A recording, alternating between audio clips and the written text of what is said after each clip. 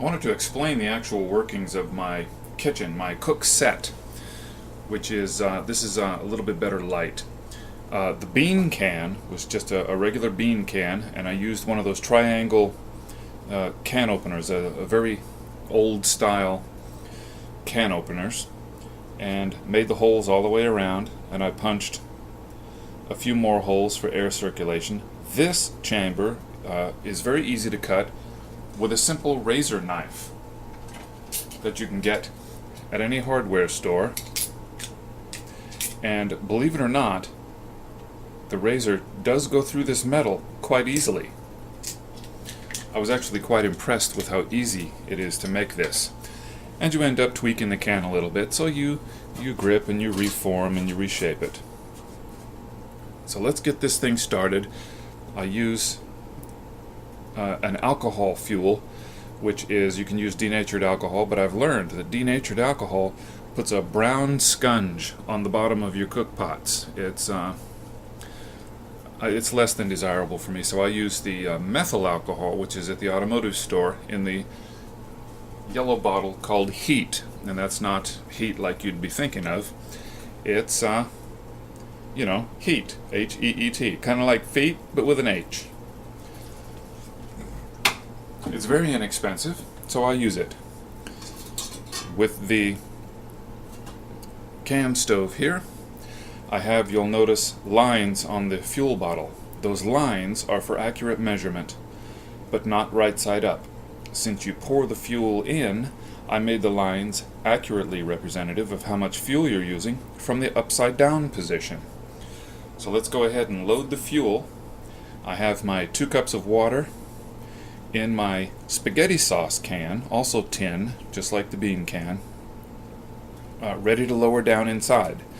I'm going to use my hot pot grabbers that can be, they just clip right onto the side, and they can be used accordingly. And also when your stove is hot, you can use it to dump out the wood if you use it as a wood stove. So I'm going to go ahead and put 1/2 ounce of fuel into this can. I'm going to squeeze it until the fuel goes to the line. There it is there. That is 1/2 ounce, perfectly measured. I'm going to go ahead and put this inside the stove because it will be too hot to grab once it's lit with a standard cigarette lighter. There it is lit. Grab the pot. I'm going to put it over the top so that it can start to warm.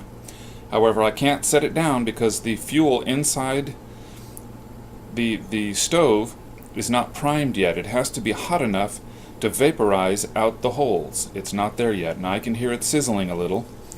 Alcohol fuel has to boil, which it's doing now.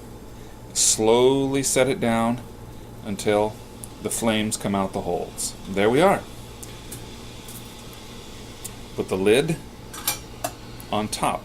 Now you notice that the holes are burning just like a regular gas stove, like you have in your house. But not quite as forceful, and with alcohol gas instead of butane or propane or whatever it is used. Now you'll notice that the flames aren't coming out the wood feed hole. They're not coming out here. They're going up between the 2 cans. The heat is going alongside, heating the longer axis of the can and the bottom as well. So we're going to get very good heat distribution this way. And with just 1/2 ounce of fuel on my pre-warmed water, put it in a clear Ziploc bag and leave it in the sun for an hour to fake that. Here at home, I use the tap water and I put a little warm water in there to make it the same temperature. And that's it. That's how the stove works. The wood stove, used as a windscreen and doubles as a wood stove when you run out of fuel, helps to keep the heat in toward the can so that the can benefit from most all of it.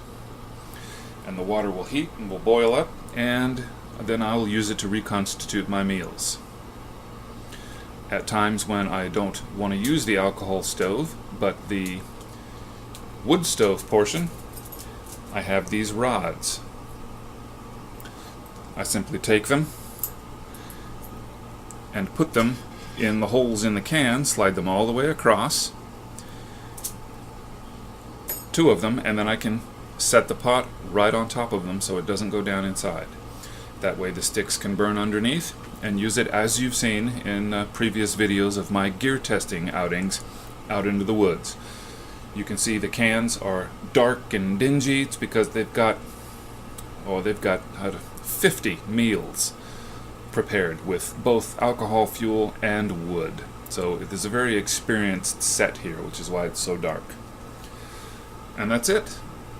Even a little bit of a breeze. You can see it has a little bit of an effect, but not much for the most part. The heat is going up between the 2 cans, exactly where it's supposed to. And that's it. That's how the alcohol fuel system works, and you've seen how the wood system works on my other videos. If you have any questions about this 9-ounce setup, which includes other elements as well, very lightweight, please ask in the comments below.